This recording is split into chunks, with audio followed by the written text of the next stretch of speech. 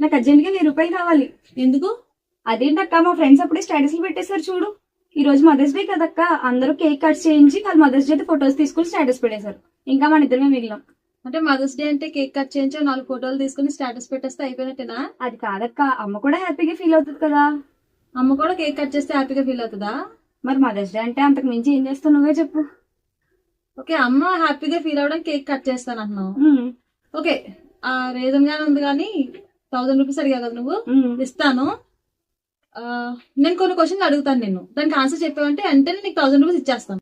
Time లేదంటే ఇప్పుడు question ఏంటక్క? సర్లే తప్పదు కదా, అవేవో త్వరగా అడుగు. మరి చెప్తే ఇస్తావు కదా? ఖచ్చితంగా ఇస్తాను. సరే త్వరగా చెప్పు. నువ్వు మార్నింగ్ లెగిస్తావు కదా, లెగిసి ఏం చేస్తావు? ఏముంది, కాలేజ్కి రెడీ వెళ్ళిపోతాను. మరి అమ్మ ఏం చేస్తుంది? అమ్మ ఏం చేస్తుంది అక్క, క్యారేజ్ రెడీ చేస్తుంది, టిఫిన్ చేస్తుంది, అంతే కదా. అంటే నీకేం చేయట్లేదు అంటావు. నువ్వు కాలేజ్కి వెళ్ళాలంటే A to Z అమ్మే అందేవాళ్ళు నీకు. ఫర్ ఎగ్జాంపుల్, నువ్వు రోజు ఐరన్ చేసిన డ్రెస్ వేసుకుని వెళ్తావు. అవును. నువ్వు ఎప్పుడైనా ఒక్కసారైనా నీ డ్రెస్ ఐరన్ చేసావా? నాకు కాలేజ్కి రెడీ అవడానికే టైం సరిపోదు, ఇంకా ఏం చేస్తాను అవన్నీ చెప్పు. ఓకే, కాలేజ్ రెడీ అవడానికి టైం సరిపోదు, ఈవినింగ్ వచ్చేస్తావు కదా. నువ్వు ఒక్కదాని ఏదో కష్టపడి చదివి వచ్చినట్టు స్నాక్స్ ప్రిపేర్ చేసి అన్ని ప్రిపేర్ చేసి అమ్మ నీకు పెడుతుంది కదా. అవును. నువ్వు ఎప్పుడైనా అమ్మ కోసం ఒక టీ పెట్టావా? నాకు ఎక్కడక్క అవన్నీ ఏం కుదిరిపోయి, నాకు కూడా అవి ఏం చేయం మేము. అలసిపోయినంటావు. అవును. ఓకే, డే వర్కింగ్ డేస్ లో అవ్వట్లేదు, అవును. స్కూల్ అన్నా కాలేజ్ అన్నా అవ్వట్లేదు నీకు. సండేస్ ఖాళీ, హాలిడే కదా నీకు. అవును, సండే. ఎప్పుడైనా అమ్మ నువ్వు రెస్ట్ తీసుకో, ఈ రోజు నేను వర్క్ చేసి పెట్టేస్తాను నీకు అని ఒక్కసారైనా ఇన్ని ఇయర్స్ లో ఒక్కసారైనా అన్నావా? నేను మండే నుంచి సాటర్డే వరకు కాలేజ్ అది ఇది అని ఉంటాను. నాకు సండే ఒక రోజు ఫ్రీ అవుతుంది కాబట్టి నేను మా ఫ్రెండ్స్ తో ఎంజాయ్ చేయాలనుకుంటాను. ఆ రోజు ఇంట్లో అమ్మకి ఏం హెల్ప్ చేస్తాను చెప్పు. ఓకే, ఇదంతా ఓకే. నీకు ఎప్పుడైనా ప్రాబ్లం వచ్చింది అనుకో, ఎవరితో షేర్ చేస్తావు? ఎవరికి? అమ్మకి చెప్తాను. ఎందుకు చెప్తావు? అంటే అమ్మ నాకు ఏమైనా ప్రాబ్లం వస్తే ఆ ప్రాబ్లం సాల్వ్ అయ్యేంత వరకు అమ్మ నా అర్థం ఉంటది, నాకు ధైర్యాన్ని చెప్తుంది. ఒకవేళ నా తప్పు ఏమైనా ఉంటే ఆ తప్పు సర్దిద్ది నన్ను ఒక కరెక్ట్ మార్గంలో అమ్మ నడిపిస్తుంది కాబట్టి అమ్మకి చెప్తాను. అమ్మ ఎప్పుడైనా వచ్చి నీకు తనకి ప్రాబ్లం ఉందని చెప్పిందా? అమ్మకేం ప్రాబ్లమ్స్ ఉంటాయి అక్క చెప్పడానికి? అమ్మకేం ప్రాబ్లమ్స్ ఉండవా? నీకు మరీ అయితే చదువు కోసం ప్రాబ్లం ఉంటది, నాకు మరీ అయితే ఒక వర్క్ ప్రెజర్ ఉంటది. అమ్మకి ఉదయం లెగిసిన దగ్గర నుంచి నీకేం కావాలో చూడాలి, నాకేం కావాలో చూడాలి, డాడీకి ఏం కావాలో చూడాలి, ఇంట్లో వాళ్ళందరికీ చక్కబెట్టాలి, అలాగే ఫైనాన్షియల్ ఇష్యూస్ కూడా చూడాలి కదా. దాంతో పాటు సేవింగ్స్ కోసం ఆలోచించాలి. సడన్ గా హెల్త్ ప్రాబ్లమ్స్ వచ్చేస్తూ ఉంటాయి. అంటే ఎంత స్ట్రెస్ ఉంటుంది ఇంత మెయింటైన్ చేయాలంటే. నీకు ఎప్పుడూ చెప్పలేదు అని అంటున్నావు కదా, ఒకసారి ఆలోచించు, ఎందుకు నీకు చెప్పుండదు అమ్మా? అసలు ఎప్పుడైనా అమ్మతో కూర్చొని మాట్లాడేవా నువ్వు? నీకు సెలవు వస్తే ఏం చేస్తావు? ఫ్రెండ్స్ తో ఎంజాయ్ చేయాలని అనుకుంటాను అంతే.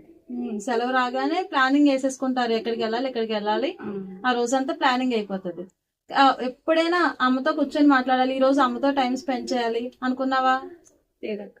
అందుకే అమ్మ నీతో ఏ ప్రాబ్లము చెప్పట్లేదు. అంటే నువ్వు ఇంకా చిన్నపిల్లవానికి దానికి అర్థం. ఇప్పుడు నీకు 18 years దాటేసాయి అంటే మేజర్, అంటే ఏ ప్రాబ్లం అయినా ఆలోచించే శక్తి నీకు ఉంది. అయినా అమ్మ నీతో షేర్ చేయట్లేదు అంటే నువ్వు అమ్మకి అంత టైం ఇవ్వట్లేదు అని అర్థం.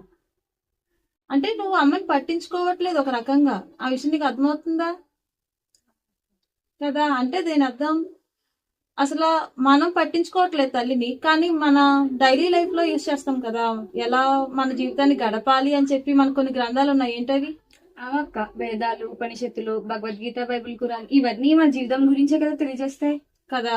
మరి అలాంటి గ్రంథాల్లో మనకి తల్లికి ఎలాంటి స్థానాన్ని ఇచ్చాయో తెలుసా నీకు అసలు? ఇదేంటి నేను చదువుతున్నది భగవద్గీత. ఇది వేదాలు ఉపనిషత్తుల సారాంశం ఈ భగవద్గీత. అలాంటి ఉపనిషత్తులు ఏం చెప్పడం జరిగిందో తెలుసా? మాతృదేవో భవ అని చెప్పడం జరిగింది. అంటే దైవం తరపు నుంచి తల్లి మన కోసం వచ్చింది, దైవ సంబంధికురాలు తల్లి. అంటే దైవం తరపు నుంచి దైవ సంబంధికురాలు అంటే తల్లికి మనం ఎంత గౌరవం ఇవ్వాలి కదా. అది ఒక గిఫ్ట్ లా మనం భావించాలి. ఎందుకంటే మనకు చిన్నప్పటి నుంచి ఏమీ రాదు, తల్లి అన్ని నేర్పిస్తుంది మనకు దగ్గరుండి. దాన్ని ఒక దేవుడి తరపు నుంచి వచ్చిన ఒక గిఫ్ట్ లా మనం భావించాలి. ఓకే, ఇది బైబిల్ కదా, బైబిల్లో ఈ వాక్యం చదువు నువ్వు.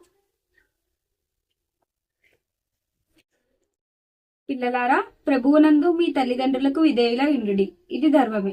నీకు మేలు కలుగునట్లు నీ తండ్రిని తల్లిని సన్మానింపు, అప్పుడు నీవు భూమి మీద దీర్ఘాయుష్మంతుడు వగుదువు. ఓకే, ఇప్పుడు ఖురాన్ లో చదువు.